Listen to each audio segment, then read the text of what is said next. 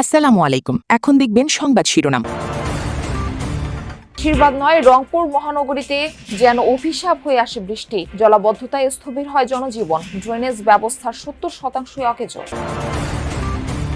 বর্ষায় প্রাণহানির শঙ্কা থাকলেও চট্টগ্রামের পাহাড়ে বেড়েই চলেছে ঝুঁকিপূর্ণ বসবাস। পুনর্বাসন ছাড়া সরতে নারাজ বসবাসকারীরা। পশ্চিমবঙ্গে বিধানসভা নির্বাচনের ফল ঘোষণা নিয়ে টান টান উত্তেজনা। জরিপে তৃণমূল বিজেপির হাড্ডাহাড্ডি লড়াইয়ের আভাস। নেত্রকোনায় 11 বছরের মাদ্রাসা ছাত্রীকে ধর্ষণ ও অন্তঃসত্ত্বার মামলা নিয়ে তোলপাড়। এখনো গ্রেপ্তার হয়নি অভিযুক্ত শিক্ষক। এতক্ষণ দেখছিলেন সংবাদ শিরোনাম, এবারে দেখবেন বিস্তারিত। বৃষ্টি আশীর্বাদের বদল যেন অভিশাপ হয়ে নামে রংপুর মহানগরীতে। বিশেষ করে ভিআইপি আবাসিক এলাকা মাস্টারপাড়ার 3000-এর বেশি পরিবার বৃষ্টি হলেই আতঙ্কিত হন। জলাবদ্ধতায় স্থবির হয়ে যায় জনজীবন। এলাকাটির প্রধান সড়কে ড্রেন থাকলেও তা অপরিষ্কার ও সংযোগস্থল বন্ধ। পানি নামতে অপেক্ষা করতে হয় রোদের উপর। এই চিত্র রংপুর মহানগরীর ভিআইপি আবাসিক এলাকা মাস্টারপাড়ার 4তলা মোড় থেকে বাবুখা পর্যন্ত মূল সড়কের। বৃষ্টি নামলেই সড়কে জমে হাঁটু পানি, ড্রেন থাকলেও তা অকার্যকর। ড্রেনের উপরে পানি, মানুষ কই যাবে? মানুষের ওই পাশে যান, ওই পাশে বাসাবাড়ি সব ডুবে গেছে। খুবই দুরবস্থা। এত ভালো একটা আবাসিক এলাকা হওয়ার পরেও কোনো নিষ্কাশন ব্যবস্থা খুবই খারাপ। এখন এই পানিটা বাড়ি ঘরগুলো হয়েছে, রাস্তাঘাট সব বন্ধ হয়ে গেছে। পাড়াটির ভেতরের গলিগুলোর পরিস্থিতি আরও করুন।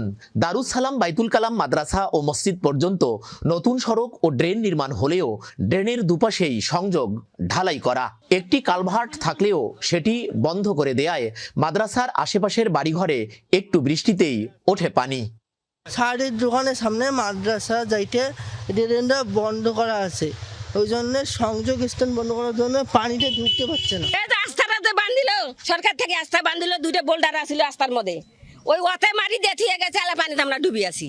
ওদিকে মসজিদের পেছন থেকে পুরো এলাকা কোমর পানির নিচে। অনেকেই ভাড়া বাসা ছেড়ে অন্য এলাকায় যাচ্ছেন। এলাকাটির পূর্ব ও দক্ষিণ পশ্চিমে এল আকৃতির রাস্তা ও ড্রেন হলেও সংযোগ বন্ধ, ফলে পানি এসে জলাবদ্ধ হয় এলাকাটি। এই দিকে যত 3-4 এলাকার পানি মনে করেন যে এই জায়গাটা পুরোপুরি বন্ধ হয়ে আছে, এই ডিগি মতো হয়ে আছে। যে ড্রেনগুলা করতেছে, ড্রেনগুলা ঠিকভাবে করতেছে না, যার ফলে পানি পার হয় না। 10-12 দিন থেকে পানি, আজকে একটু আর বেশি হয়ে গেছে। এখন মনে হয় ঘরের পানি ওড়ে ওড়ে ভাব। 4তলা মোড়ের প্রধান সড়কের নিচে ক্রসিং না থাকায় পানি বনানীপাড়ার ড্রেনের আউটফলে ঢুকতে পারছে না। এতে বৃষ্টি হলেই পানিবন্দী হয়ে পড়েন মাস্টারপাড়ার 3000-এরও বেশি পরিবার।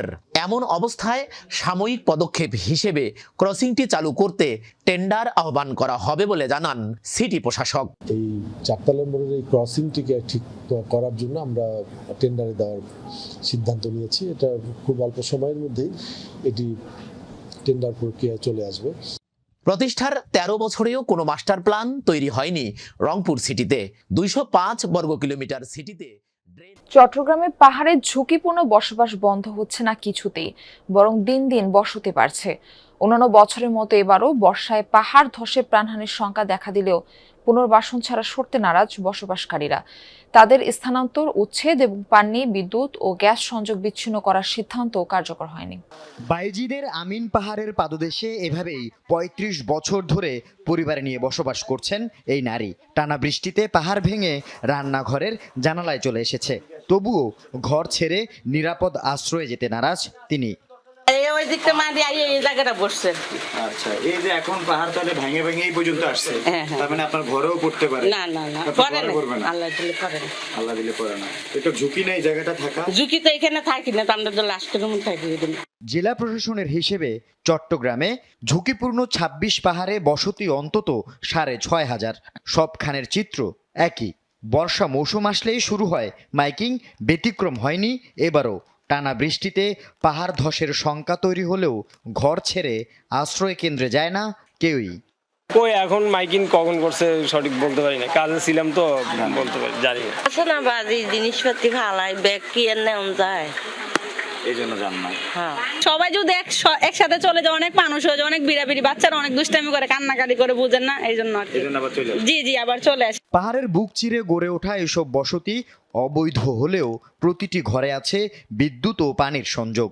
সেবা সংস্থাগুলোর অবৈধ স্থানে বৈধ সংযোগ দেয়া প্রমাণ দেয় অনিয়মের। এই 3টে মিটারে আপনার নামে কোনটা? এখানে আছে মাঝখানেরটা। আপনার টোটাল ঘর চলে 15টায় 3টে মিটারে। বাকিদের কাছ থেকে মানে কত ইউনিট হয় এটা আপনারা হিসাব করে টাকা নিয়ে নেন? জি। আপনার নামে কয়টা মিটার? আমার নামে আমার একটা মিটার। আপনার একটা। এটা আবেদন করেই তো নিছেন না পিডিবি থেকে? তো এইখানে লাইনগুলো কেমনে দেয়? বিদ্যুতের লাইন, পানির লাইন? ওরা সব পুরো লাইন এখানে লাইন। সব পুরো লাইন। প্রতি বছর বর্ষা মৌসুমে সভা ডাকে পাহাড় ব্যবস্থাপনা কমিটি। শুরু হয় মাইকিং, যা শেষও হয় মাইকিং দিয়েই। গত বছর সভায় গৃহীত ঝুঁকিপূর্ণভাবে বসবাসরতদের সরিয়ে নেওয়া, অবৈধ স্থাপনা উচ্ছেদ এবং গ্যাস বিদ্যুৎ পানির সংযোগ বিচ্ছিন্ন করার সিদ্ধান্ত কার্যকর হয়নি এখনো। আমরা তাদেরকে সরিয়ে দেওয়ার পরেও 1 ঘন্টা পরে আমরা চলে যাওয়ার পরে তারা এখানে অবস্থান করে। কিভাবে তারা বিদ্যুৎ, পানি এবং গ্যাসের লাইন পাচ্ছে এবং এটা পাওয়ার কারণেই তো বেসিক্যালি তারা এখানটায় আসার জন্য অনুপ্রাণিত হচ্ছে। তো এই জায়গাটা কিভাবে হচ্ছে এটা আমি পাওয়ার ব্যবস্থাপনা কমিটির মিটিংয়ে এটা আমি অবতারণা করব। বিশেষ করে ভিআইপি আবাসিক এলাকা মাস্টারপাড়ার 3000-এর বেশি পরিবার বৃষ্টি হলেই আতঙ্কিত হন। জলাবদ্ধতায় স্থবির হয়ে যায় জনজীবন। এলাকাটির প্রধান সড়কে ড্রেন। ক্ষমতায় আস্থা নাকি পরিবর্তন? নীলবাড়ি নবান্নে তৃণমূলের পরিবর্তন নাকি নিয়ন্ত্রণ যাবে গেরুয়া শিবিরের হাতে? কি রায় দিয়েছে পশ্চিমবঙ্গের ভোটাররা, জানা যাবে আজ। সকাল 8টায় শুরু হয়েছে রাজ্যের বিধানসভা নির্বাচনের ভোট গণনা। 293টি আসনের ভোট গণনা হচ্ছে 77টি কেন্দ্রে। সবগুলো কেন্দ্রে রয়েছে 3 স্তরের নিরাপত্তা ব্যবস্থা। শুরুতে গোনা হচ্ছে পোস্টাল ব্যালট, এরপর ইভিএম ভোট গণনা। গত 23 ও 29 এপ্রিল 2 ধাপে 294টি আসনের রায় জানিয়েছে পশ্চিমবঙ্গের মানুষ। ভোট পড়েছে 92% বেশি। অনিয়মের অভিযোগে ফলতা আসনে পুনরায় ভোট গ্রহণ হবে।